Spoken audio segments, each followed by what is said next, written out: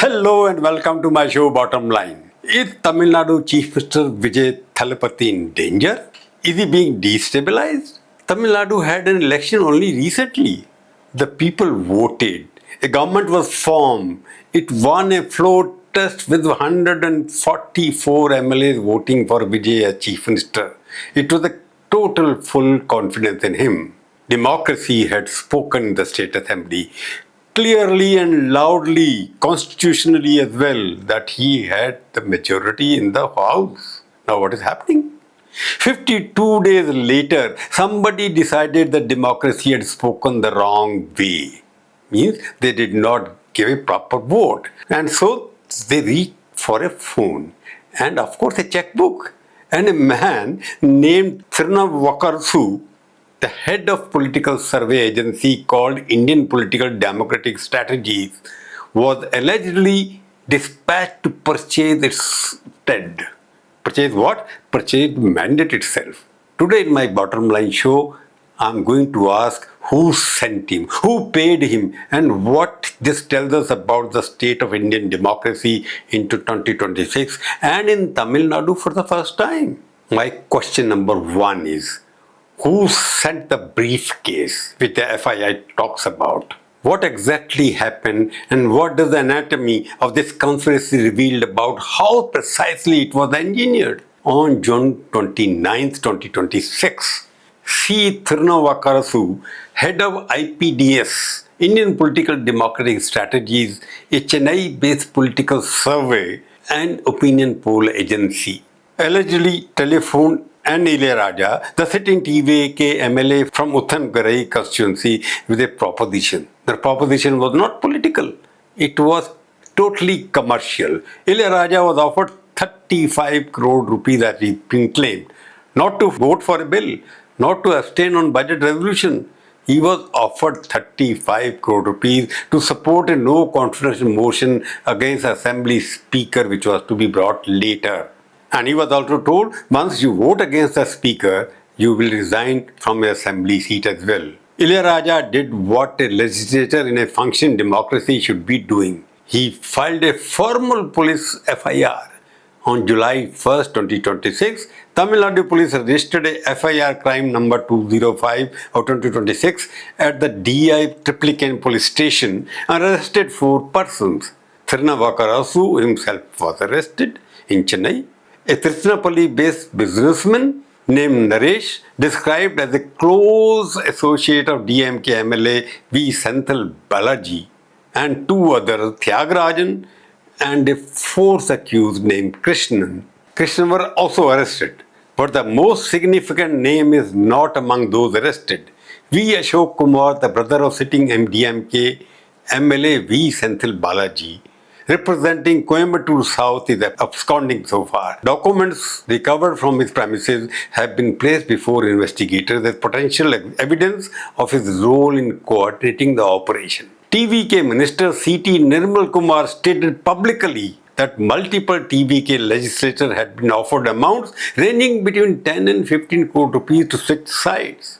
He named a senior DMK leader along with others, claiming they were acting on the direct instruction of former Chief Minister M.K. Stalin and ex-Deputy Chief Minister Udayanidhi Stalin as having personally contacted TVK legislator. These are just allegations. Senthil Balaji has not been arrested so far, but the ruling party claims this was a structured, multi-targeted, professionally coordinated campaign using a political survey firm as its operational front, complete with financial offers calibrated to individual legislators, a specific constitutional target in the speaker's chair, and the named political outcome. Somebody drew this blueprint, how to topple a government. Somebody funded it, and there's somebody in this question is Tamil Nadu's police must answer. Who is he or she? Now I raise the second question. According to FIR, 15 MLAs.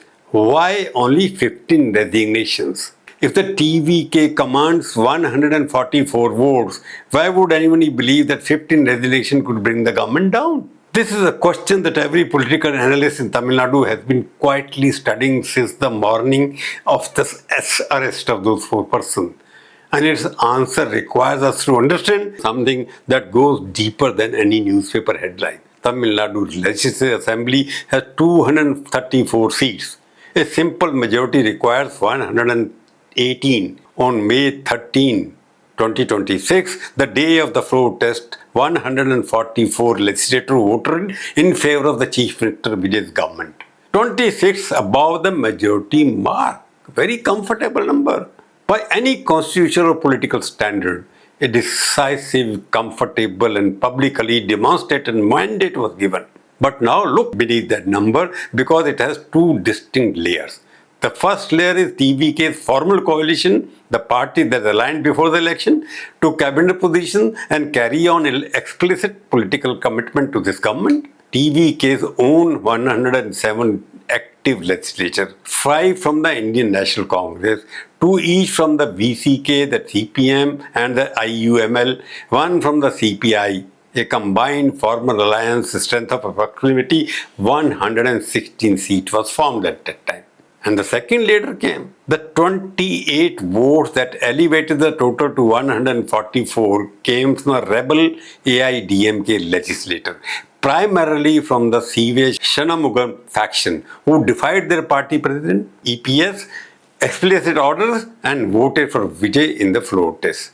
Additionally, 6 AIDMK MLAs have since resigned from their party and are moving towards the TVK fold, a steady consolidation that has further hardened the government's position. Now you understand the precise architect of the conspiracy? The target was not the 144. The target was the core. If 15 TVK MLA resigned their seats, the former alliance drops to approximately 101. The effective House strength contracts to around 212. The new majority mark falls approximately to 107. The former TVK coalition, standing at 101, is now 6 short of that revised majority if that had happened. At that moment, if the rebel AIDMK members feel the tide shifting and choose to return to EPS fold, Vijay has a constitutional crisis that no previous floor test majority can resolve. He will fall. This is a two-stage conspiracy. Stage 1, bribe the coup and hollow it out. Stage 2, watch the periphery collapse under pressure. Whoever designed this understood Tamil Nadu's political geometry with the precision of a constitutional surgeon. They were not guessing, they were calculating with a calculator. Question number 3. Has Tamil Nadu seen this before? Is this truly unprecedented in a state that has survived the emergency, the ADMK civil war, and the constitutional chaos of 217? Every commentator in Chennai has used the word unprecedented in the last 48 hours. Let us test that claim against the actual historical record. The most recent comparable crisis was in AIDMK implosion of 2017, triggered by the death of Jayalalitha. That crisis produced 2 rival chief ministers, but that was a different kind of crisis. It was not a defection purchase of MLAs. It was just a numerical management between 2 rivals. But what Tamil Nadu is confronting today is structurally different in one critical aspect. This is an extremely engineered, professionally organized and financially backed operation to manufacture through bribery what the ballot box refused to deliver. A government that won and enjoys majority is being targeted by a paid network of operatives using a political survey firm as its operational front. In the entire sweep of post-independence Tamil Nadu politics, from the Congress split of the 1960s, through the emergency years, through the MGR long reign on Jayalalitha, multiple convictions and return to power, through the 217th implosion, there is no documented precedent for this kind of thing. An organized, externally financed attempt is the first in Tamil Nadu political record. The politics of defection, merger and acquisition, which consumed Goa, Manipur, Maharashtra and Karnataka, while largely sparing Tamil Nadu, has now arrived in the south. And they have arrived not tentatively, but with a fully assembled operational infrastructure. The last frontier of stable southern democracy has been breached. Question number 4, DMK acquisition or confection. Is the DMK counter-offensive a legitimate political defense or the most spectacular exercise in competitive hypocrisy that Tamil Nadu has recently produced. DMK has entered this controversy on two distinct tracks. Both deserve a fair examination. Track 1 is the procedural challenge and it has constitutional merit. DMK spokesperson Sarvanan stated precisely TVK is leaking investigation details to manufacture a public narrative because its factual case is weak.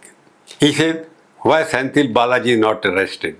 A senior DMK MP, Karan Modi, declared with a straight face that the TVK has become BJP's washing machine, borrowing with executive irony the very phrase that Udayanadi Stalin himself coined to attack the BJP practice of absorbing and rehabilitating politicians from other parties.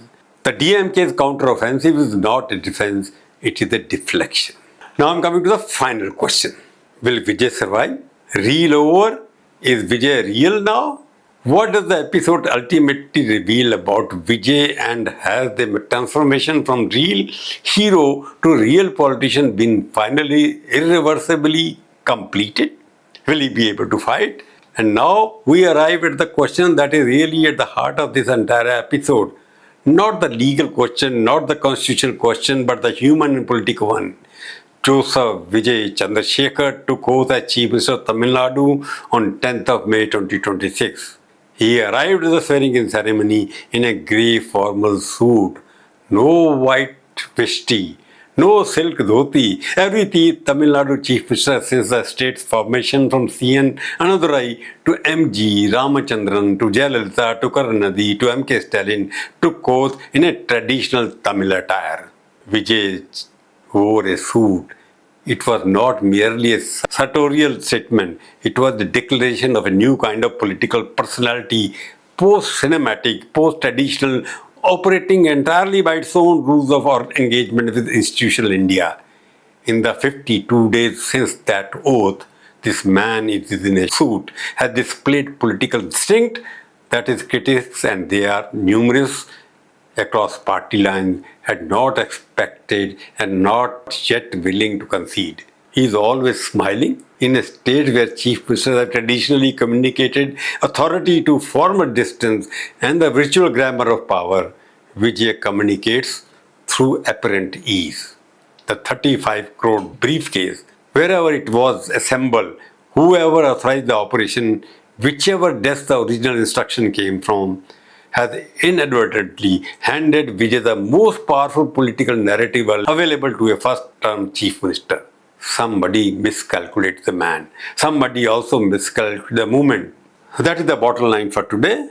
Watch this video, subscribe, share, and write your comment, good or bad, sweet or sour. I will read them, but I will not get angry. Jai Hind.